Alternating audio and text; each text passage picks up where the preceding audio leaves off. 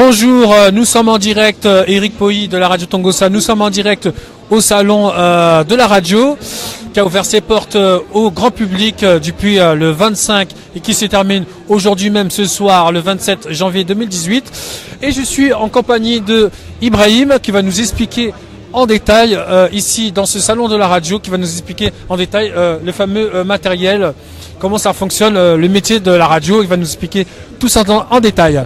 Bonjour monsieur. Bonjour, ça va? Oui, ça va. Tous vos téléspectateurs qui vous regardent et qui vous écoutent en même temps au niveau de la radio. Bon, nous sommes aussi au niveau de Paris, au niveau du salon de la radio. Et nous représentons cette société qui s'appelle Axel Technologies, qui est une société basée au niveau de l'Italie, au niveau de Bologne, mais bien représentée partout dans le monde sur 240 pays, ici aussi au niveau de France. Et au niveau de la région de Paris aussi, nous avons bien des représentants qui représentent notre marque. Pour que cet forum de cette année, on a voulu bien représenter un système intégré qu'on appelle Visual Radio, voilà, qui est un système de radio, parce qu'on est au niveau du salon de la radio, mais on a pu ajouter un peu de télévision. Ça veut dire que c'est une radio qui devient visuelle, qui fonctionne comme une télévision normale. Seulement le principe ici, c'est que beaucoup voulaient le faire, mais il y avait beaucoup de choses qu'il ne fallait pas faire, parce qu'il fallait faire la radio et la télévision et les mettre ensemble. D'autres aussi, ils vont faire ce qu'on appelle la radio filmée. Ils sont là, ils font la radio, mais ils filment, après ils le reprennent. Donc, voilà, comme vous, on les filme, Radio Tongossa, et on les reprend. Mais nous, notre solution qu'on a pu apporter cette année-ci, l'innovation, c'est que de façon intégrée, on a pu intégrer les deux systèmes, c'est-à-dire radio et télévision, de façon synchronisée, avec des fichiers bien audio et des fichiers bien vidéo, mais synchronisés, qu'il n'y a pas de décalage, de faire le direct en même temps et en même temps de faire le différé et de faire la production. Pour un système aussi compact, de pouvoir réaliser cela comme une télévision professionnelle. Ce que vous voyez ici, c'est un mixeur tout numérique, digital. Ce mixeur prend la commande de la radio et prend la commande aussi de la télévision. C'est-à-dire, nous, on a voulu donner un peu plus de priorité pour la radio, parce que la radio ne doit pas changer de philosophie. Pourquoi? Parce que la radio n'est pas la télé. On rend seulement visuel le DJ qui est là, ou bien le présentateur, mais la philosophie de la radio reste toujours la radio. Ici, vous avez, par exemple, le DJ qui est là, oui. Voilà, qui veut parler. Tout de suite, quand il ouvre ce curseur, vous avez cette lampe on air qui lui donne... Qui veut dire que vous êtes en direct? En direct, mais vous êtes toujours en direct en vidéo. C'est-à-dire que la même commande l'audio de la radio, mais commande aussi la vidéo de la télé. Et vous divisez directement sur toutes les plateformes digitales qui existent, c'est-à-dire sur YouTube, sur Facebook, sur Twitter, sur toutes les plateformes qui existent. Voilà. Si vous avez aussi votre site internet bien intégré avec vos adresses, donc vous divisez en même temps en streaming sur votre site. Donc cela, qu'est-ce que ça permet? Ça permet en l'instant même d'être en direct en vidéo, mais d'être en direct aussi en radio. Si vous avez votre radio sur le web, vous divisez votre radio sur le web, vos auditeurs vont écouter le son, mais si vous avez votre canal sur YouTube, les autres téléspectateurs vont regarder la vidéo qui passe au niveau de YouTube. Mais il n'y a pas de décalage. Voilà. J'avais une question à vous poser. Je voulais savoir, est-ce que vous avez un système sur votre boîtier, par exemple, s'il y a des appels téléphoniques pour faire passer en direct depuis le studio à l'intérieur?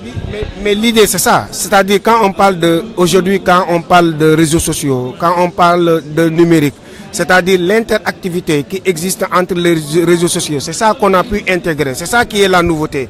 On a une autre plateforme de commande derrière avec votre tablette, avec tous les réseaux sociaux dont vous avez l'adresse.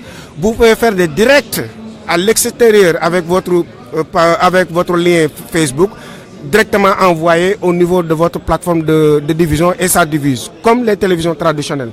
Mais en même temps, quelqu'un peut filmer un événement directement au niveau sur la route. En deux minutes, vous envoyez le fichier par Facebook ou bien par WhatsApp, vous le recevez et vous le transmettez directement. Donc, en même temps que vous faites aussi une émission, il y a le DJ qui est là. Sur Facebook, les gens peuvent poser des questions instantanément. On les regarde et on les voit. Vous pouvez le mettre en direct, en écritel, comme en voix, comme en image. Donc on a pu intégrer ce qu'on appelle ce monde de réseaux sociaux réellement pratique en matière de radio et de visuel. Donc il y a cette interactivité qui existe. Aujourd'hui, si vous avez un bon site ou bien une bonne plateforme de diffusion avec un tablette ou bien sur les smartphones bien adapté, la diffusion est adaptée même avec les smartphones. Donc on le regarde avec le portable et il y a l'interactivité. Je peux poser mes questions, je peux me filmer en 1 minute, poser les questions et l'envoyer directement et être diffusé ici directement par voie de Bluetooth. Donc la commande est là-bas, je reçois et je commande et je diffuse à l'instant. Je voulais savoir, est-ce que vous avez pu, est-ce que vous avez vendu cet appareil aux grandes entreprises?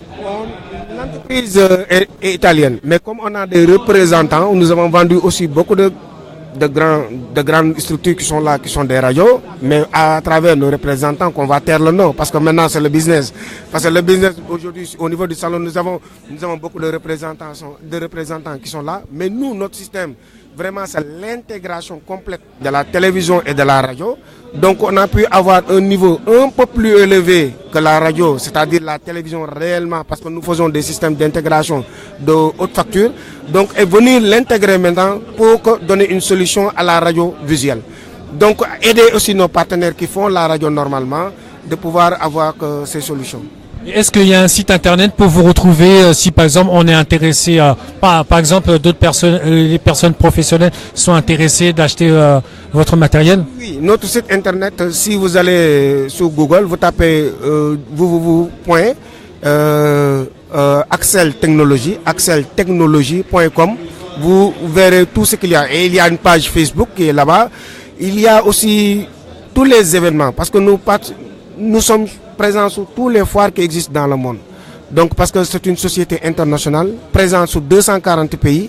Donc là, vous allez là-bas, comme ce que vous êtes en train de voir sur le moniteur, ce sont des systèmes grands. Mais en visual radio, et pour des chaînes nationales et aussi pour que on a créé ces solutions pour les gens qui veulent débuter à faire quelque chose. Mais on crée aussi des solutions pour que des structures plus grandes. Je pose la question, j'ai vu vous exposer, c'est des moniteurs. Qu'est-ce que c'est en fait? Qu'est-ce qui fait un peu? Parce que je vois en... La radio classique est débutée par l'FM.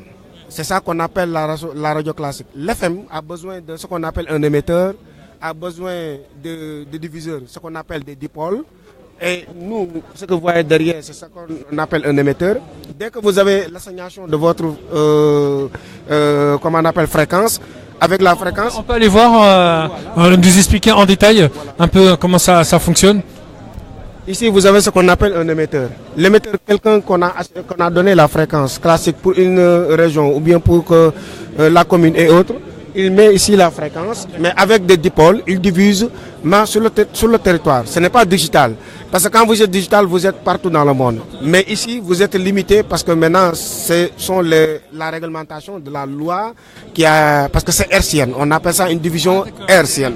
Voilà. Donc, en ce moment, là, vous avez besoin d'un émetteur et vous avez besoin des dipôles pour le faire. Maintenant aussi, les gens, c'est pas tout le monde qui vont aller sur la plateforme digitale. Vous avez ce mixeur qu'on a pu amener qui est toujours classique, qui est analogique. Mais là, vous voyez qu'il y a une grande différence entre l'analogique et ce qu'on appelle l'émetteur numérique digital. Voilà. Et ça donne un bon signal numérique, c'est ça? Bon, le numérique permet de... Tout est différent, parce que l'analogique, c'est l'analogique, mais le numérique, c'est différent. C'est différent, c'est deux mondes différents. Avec le numérique, vous pouvez faire tout ce que vous voulez, tout ce que vous voulez. Mais avec l'analogique, vous êtes restreint à faire certaines choses. Voilà, donc c'est différent. Voilà. Merci Ibrahim de vous avoir exprimé au micro de Radio Tongossa. Si vous venez nous retrouver sur le site internet www.radiotongossa.fr et puis si vous voulez nous écouter sur Radio Tongossa, sur le canal 998 de chez Orange pour nous retrouver. Et puis vous pouvez nous retrouver aussi sur Radio Line aussi et vous pouvez nous suivre aussi sur toute plateforme pour nous écouter sur Radio Tongossa. Merci à vous et à très bientôt. Merci. Merci.